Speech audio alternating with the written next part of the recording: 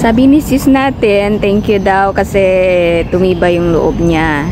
2 months pa lang siya dito sa Hong Kong dahil sa mga videos natin. Andito lang ako sis. Gusto ko kasing mag-inspire sa mga kapwa ko day age dito sa Hong Kong or sa mga gusto palang pumunta dito para hindi lang mga negative yung maririnig nila, pati positive din para lumaban, para kung ano yung man yung mga madatna nilang sitwasyon dito is kaya nilang i-handle, gawa ng paraan. Isa lang naman yan ang dapat nating gawin, ibigay yung best natin, mag-adjust tayo sa dadatna natin dito. Kailangan nating mag-adjust kung ano yung nakasanayan natin sa Pilipinas na hindi na nangyayari pagdating dito sa pagkain, sa trabaho, sa oras ng tulog. Dito talaga aaminin ko talaga sobra-sobra yung oras ng trabaho dito sa Hong Kong. Hindi tulad sa palagay mo na lang sa Canada na 8 hours lang, pag sumobra is OT na, overtime. 15 to 18 hours yung trabaho. Swerte mo na kung dyan ka mapunta sa mga 15. Paano pag 18 hours, 19 hours pa yung iba ang trabaho dito kasi magdamagan na. So paswertihan lang talaga pagdating dito. Ang pinaka mahirap lang yung sa una mong amo. Kasi dyan ka mag-adjust talaga. So, kung ano yung madatnan mo dito, doon ka mag-i-stay. Hindi ka pwedeng, ayoko dito, magbe-break ako. Ayoko dito, uwi na ako. Hindi ganun. Kailangan mo talagang magtiis. After nyan, dyan ka na makaluwag-luwag.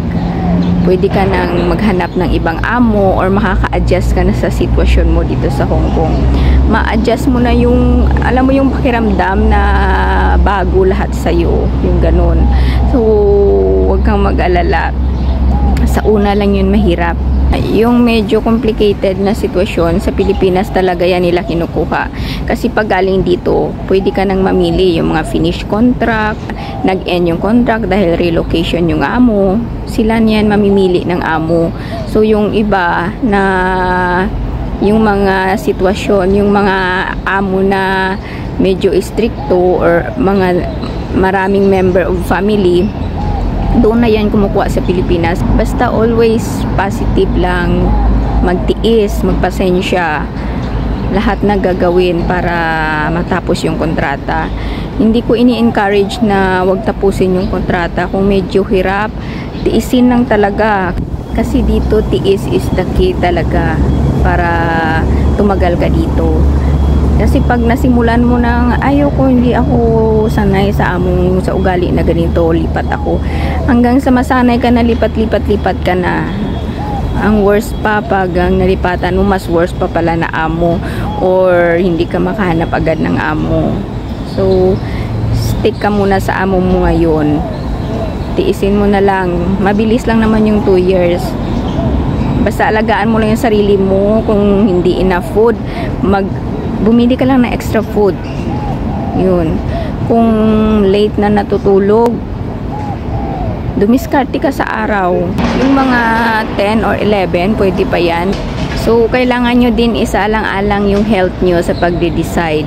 So, yun lang for today's video. Basta tiis-tiis lang muna tayo. Lahat ng pwedeng pagtiisan. Magtiis, magpasensya, lalong-lalo na sa alaga natin.